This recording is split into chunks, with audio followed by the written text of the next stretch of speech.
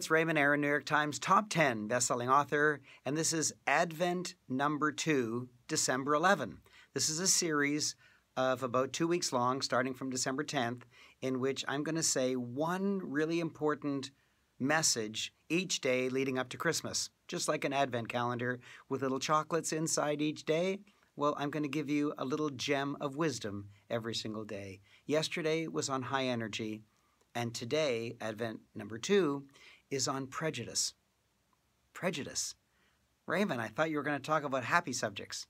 Well, the release of darkness is the greatest brightness there is. The release of darkness is the greatest brightness that there is. So let's talk about prejudice. Turing is possibly the greatest mathematician of all time, certainly the greatest cryptologist of all time. That means uncovering code, cracking codes. He was asked by the British military during the Second World War to crack Hitler's code, which was thought to be uncrackable. And lots of other cryptologists tried to do it. They couldn't do it. He had to invent the computer in order to crack the code. He single-handedly invented the computer during the Second World War, and he single-handedly won the Second World War. No, it wasn't Sir Winston Churchill, Prime Minister Winston Churchill, who won the war. No, it wasn't United States entering the war near the end. No, it was Turing who single-handedly won the war.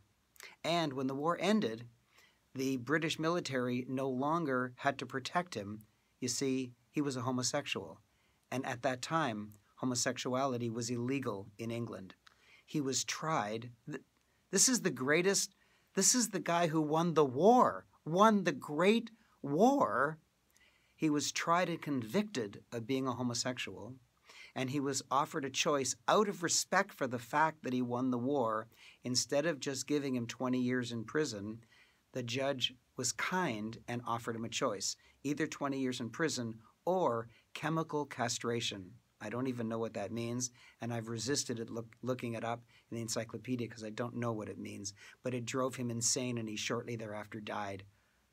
What a way to treat one of the greatest mathematicians and the greatest war hero of all time. How about 6 million Jews that were killed because Nazi Germany was told by Hitler that Jews are bad or evil or had horns or something?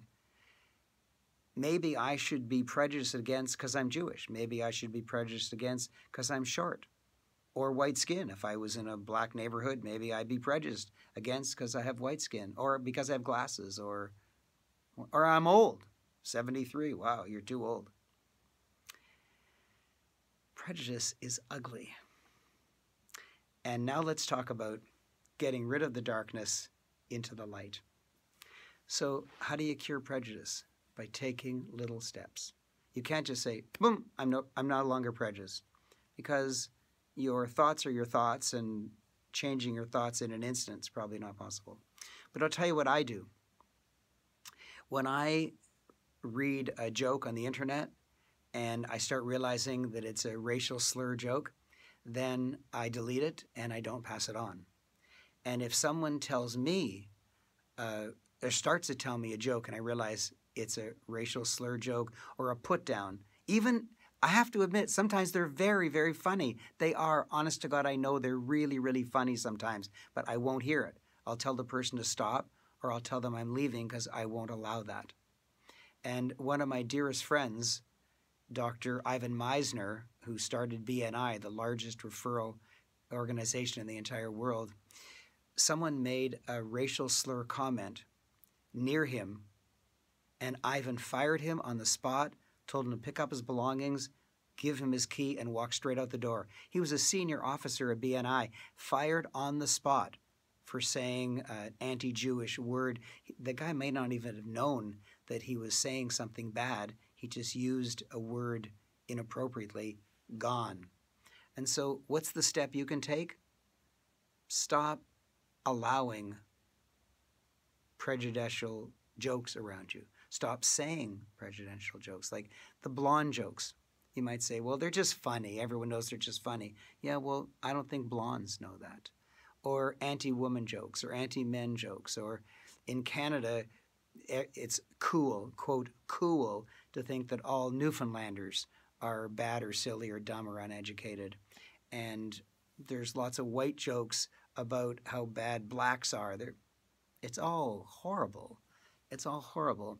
And you can think globally and act locally by not distributing these jokes, either verbally or on the internet, and not accepting them, or even higher gradient, when someone sends you a joke, whether it's funny or not, if it's a prejudicial joke, if it's anti-white, anti-black, anti-whatever, anti-anything, if its humor depends on putting somebody down, then it's not allowed. It's prejudice, no matter how funny. You can't excuse humor, because I'll tell you, the person who is the butt of that joke does not think it's funny, even though they might laugh for social reasons. Inside it hurts. So that's my little story on curing prejudice, and those are my ways to do it.